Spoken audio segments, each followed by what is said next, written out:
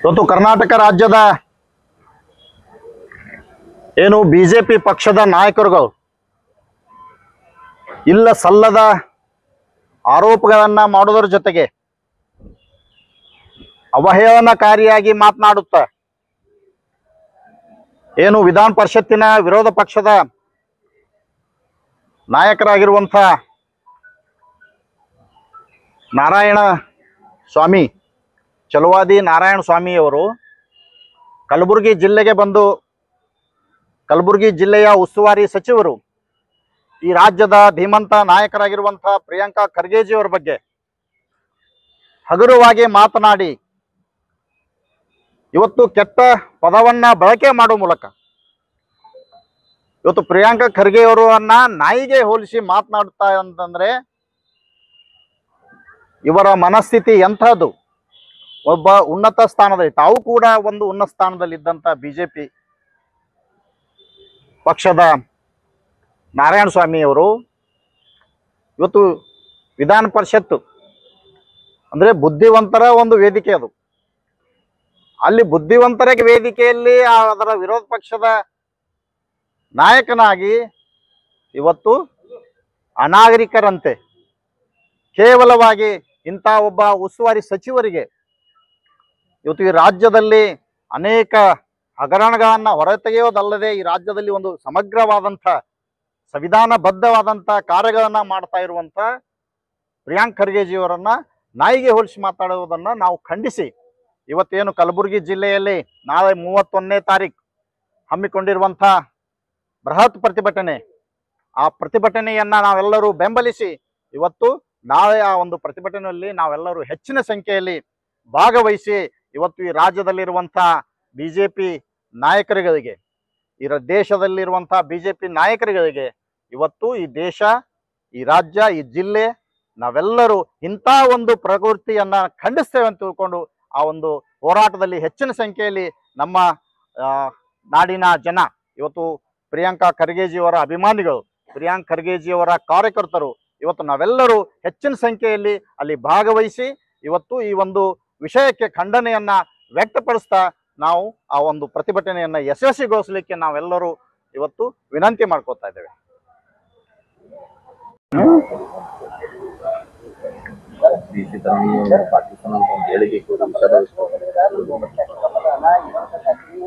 ಅದಲ್ಲದೆ ಇವತ್ತು ಈ ಕಲಬುರಗಿ ಜಿಲ್ಲೆಯ ಜಿಲ್ಲಾಧಿಕಾರಿಗಳು ಇಡೀ ಕರ್ನಾಟಕ ರಾಜ್ಯದಲ್ಲಿ ಹೆಸರು ಮಾಡಿ ಇವತ್ತು ರಾಷ್ಟ್ರಪತಿಯವರಿಂದ ಪ್ರಶಸ್ತಿಯನ್ನ ಪಡೆದುಕೊಂಡಂತ ಒಬ್ಬ ಉತ್ತಮ ಜಿಲ್ಲಾಧಿಕಾರಿಯಾಗಿ ಇವತ್ತು ಕಲಬುರಗಿ ಜಿಲ್ಲೆ ಅಷ್ಟೇ ಅಲ್ಲ ಇಡೀ ಕರ್ನಾಟಕದ ಹೆಸರನ್ನ ಎತ್ತಿ ಹಿಡಿಯುವಂತ ಒಬ್ಬ ನಿಷ್ಠಾವಂತ ನ್ಯಾಯದ ಪರವಾಗಿ ಕೆಲಸ ಮಾಡ್ತಾ ಇರುವಂತ ಮಹಿಳಾ ಜಿಲ್ಲಾಧಿಕಾರಿ ಇವತ್ತು ಫೌಜಿಯಾ ತರ್ನುಮ್.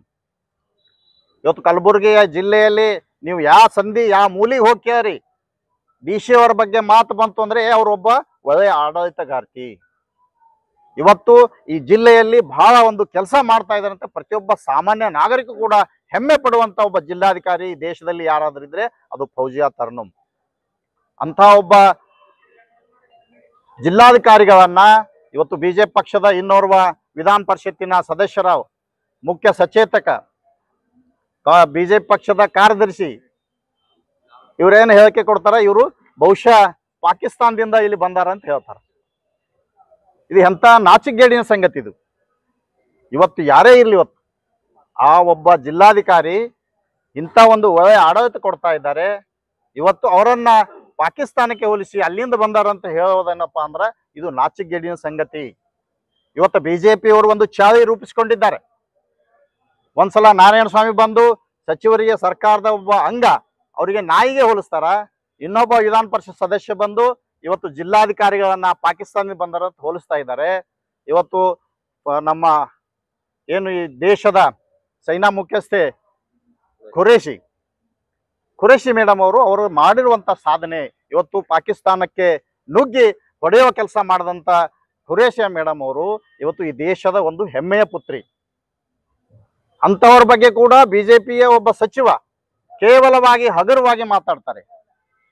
ಇವತ್ತು ಸರ್ಕಾರದ ಒಂದು ಅಂಗವಾಗಿರುವಂಥ ಇವತ್ತು ಸೈನ್ಯಾಧಿಕಾರಿಗಳ ಮೇಲೆ, ಸೇನಾ ಮುಖ್ಯಸ್ಥರ ಮೇಲೆ ನಾವು ಯಾರಾದರೂ ಮಾತಾಡಿದೆವು ಅಂದ್ರೆ, ಇವತ್ತು ಕಾಂಗ್ರೆಸ್ ಪಕ್ಷದವ್ರು ಮಾತಾಡಲಿ, ಇವತ್ತು ಹಿಂದುಳಿದವ್ರು ಮಾತಾಡಲಿ, ಅಲ್ಪಸಂಖ್ಯಾತರು ಮಾತಾಡಲಿ, ಅವ್ರ ಬಗ್ಗೆ ಯಾರಾದರೂ ಹಗುರವಾಗಿ ಮಾತಾಡಿದ್ರಂದ್ರೆ ಏನು ಹೇಳ್ತಾರೆ ಇವರು? ಹಂಗೆ ಸ್ಟ್ರೈಕ್ ಚಾಲೂನೇ ಬಿಜೆಪಿ ಅವರು. ಏನಂತ? ಇವರು ದೇಶದ್ರೋಹಿ ಎಲ್ಲ ತಯಾರೇ.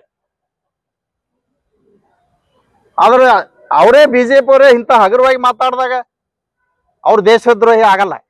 ಯಾಕಂದ್ರೆ ಅವ್ರಿಗೆ ಎಕ್ಸ್ಕ್ಯೂಸ್. ಸೈನ್ಯಾಧಿಕಾರಿಗಳ ಬಗ್ಗೆ ಮಾತಾಡ್ಬೋದು, ಇವತ್ತು ಕಲಬುರಗಿ ಜಿಲ್ಲಾಧಿಕಾರಿಗಳ ಬಗ್ಗೆ ಮಾತಾಡ್ಬೋದು. ಅವ್ರ ಪಕ್ಷ ಏನ್ ಮಾಡ್ತದೆ, ಅವ್ರಿಗೆ ಎಕ್ಸ್ಕ್ಯೂಸ್, ಅವ್ರಿಗೆ ಒಂಥರ ಒಂದು ಸ್ಟೆಪ್ ಮ್ಯಾಗ ಬರ್ಲಿಕ್ಕೆ ಬಹುಮಾನ ಕೊಟ್ಟಂಗ ಅವ್ರಿಗೆ ದೇಶ ವಿರೋಧಿ ಹೇಳಿಕೆಗಳನ್ನ ಕೊಡಲೆಕ್ಕ. ಆದ್ರೆ ಅದೇ ನಾವ್ಯಾರಾದ್ರೂ ಕೊಟ್ಟಿವಂದ್ರೆ ನಮಗೆ ದೇಶ ವಿರೋಧಿ ಪಟ್ಟ ಕಟ್ತಾರ. ಈ ದೇಶದಲ್ಲಿ ಇದು ನಿರಂತರವಾಗಿ ನಡೀತಾ ಇದೆ. ಇದನ್ನ ಈ ನಾಗರಿಕರು ಇವತ್ತು ನಾವ್ಯಾರು ಸಹಿಸೋದಿಲ್ಲ. ಇದು ಇವತ್ತು ಏನು ಫೌಜಿಯಾ ತರನ್ನುಮ್ಜಿ ಅವ್ರ ಬಗ್ಗೆ ಮಾತನಾಡಿದಂಥ ವಿಷಯ ಕೋರ್ಟ್ನಲ್ಲಿ ನಿನ್ನೆ ಒಂದು ಕೋರ್ಟ್ ಡೈರೆಕ್ಷನ್ ಬಂದಿದೆ. ಇವತ್ತು ಏನು ಅವ್ರ ಮೇಲೆ ಕೇಸ್ ಆಗ್ಯದ, ಅವರೇ ಅರ್ಜಿ ಹಾಕ್ಯಾರ, ಎನ್ ರವಿಕುಮಾರ್ ಅವ್ರು ಅರ್ಜಿ ಹಾಕಿದಾರ. ಆ ಅರ್ಜಿಯನ್ನ ತಿರಸ್ಕರಿಸಿ ಇವತ್ತು DC ಅವರಿಗೆ ನೀವು ನೇರವಾಗಿ ಹೋಗಿ ಪ್ರಶ್ನೆ ಮೂಲಕ ಸಾರಿ ಕ್ಷಮೆ ಯಾಚಿಸಬೇಕಂತ ಡೈರೆಕ್ಷನ್ ಕೊಟ್ಟಾರ.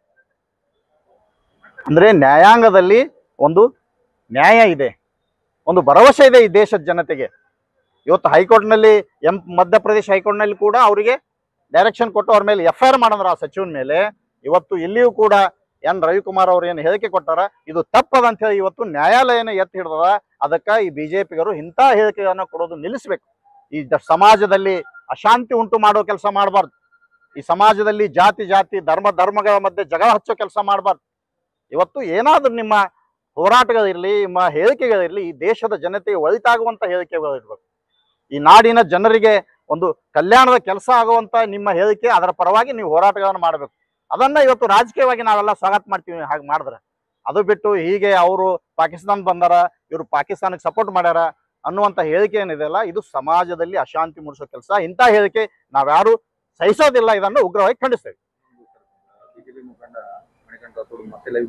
ನಾವು ಇವತ್ತು ಏನು ಪ್ರಿಯಾಂಕಾ ಖರ್ಗೆಜಿ ಅವರ ಬಗ್ಗೆ ಮಾತನಾಡದಂತ ಏನು ಕೆಟ್ಟ ಒಂದು ಹೇಳಿಕೆ ಕೊಟ್ಟಿದ್ದಾರಲ್ಲ, ಆ ಒಂದು ಹೇಳಿಕೆ ವಿರುದ್ಧವಾಗಿ ನಾವು ನಾಳೆ ಪ್ರತಿಭಟನೆ ಮಾಡ್ತೀವಿ.